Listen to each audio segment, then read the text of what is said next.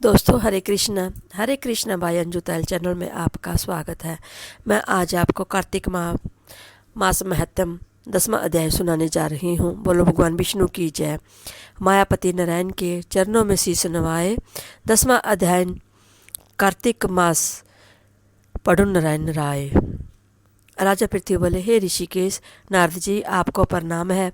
कृपा अब ये बताने की कृपा कीजिए कि जब भगवान शंकर ने अपने मस्तक के तेज को क्षीर सागर में डाला तो उस समय क्या हुआ।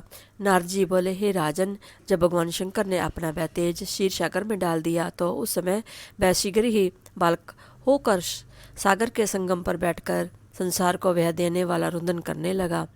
उसके रुंदन से संपूर्ण जगत व्याकुल हो उठा। लोकपाल भी व्याकुल हो गए।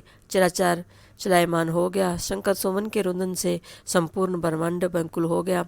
यह देखकर सभी देवता और ऋषि मुनि व्याकुल होकर ब्रह्मा जी के शरण में गए और उन्हें प्रणाम कर उनकी स्तुति करने लगे। उन सभी ने ब्रह्मा जी से कहा, हे पिता, मैं यह तो ना बहुत ही विकट परिस्थिति उत्पन्न हो गई है। हे महायोगी, इसको नष्ट कीजिए। देवताओं के मुख से इस प्रकार सुनकर ब्रह्मा जी सत्यालोक से उतरकर उस बालक को देखने के लिए सागर तट पर आए।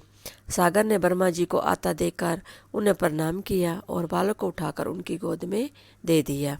आश्चर्यचकित होते हुए ब्रह्मा जी से ने पूछा, हे सागर, यह बालक किसका है? शीघ्रतापूर्वक कहें। सागर विनम्रतापूर्वक बोला, प्रभु, यह तो मुझे ज्ञात नहीं है, परंतु मैं इतना अवश्य जानता हूँ कि यह गंगा सागर के संगम पर प्रकट हुआ है। इसलिए हे जगत गुरु, आप इस बालक का जात कर्म आदि संस्कार करके इसका जातक फल बताइए। नारद जी राजा पृथु से बोले। सागर ब्रह्मा जी के गले में हाथ डालकर बार बार उनका आकर्षण कर रहा था। फिर तो उसने ब्रह्मा जी का गला इतनी जोर से पकड़ा कि उससे पीड़ित होकर ब्रह्मा जी की आंखों से आंसू टपकने लगे।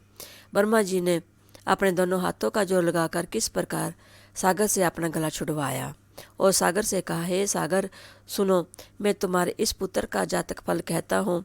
मेरे नेत्रों से जो ये जल निकला है, इस कारण इसका नाम जालंधर होगा।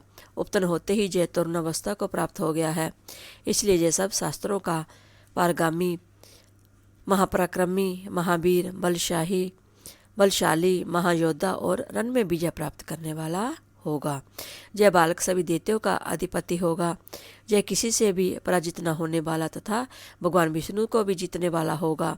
भगवान शंकर को छोड़कर यह सबसे अवध्य होगा। जहाँ से इसकी उत्पत्ति हुई है, यह वही जाएगा। इसकी पत्नी बड़ी पतिव्रता, सौभाग्यशालिनी, सर्व सुंदरी, परम मनोहर, मधुर वाणी बोलने वाली तथा शीलवान होगी।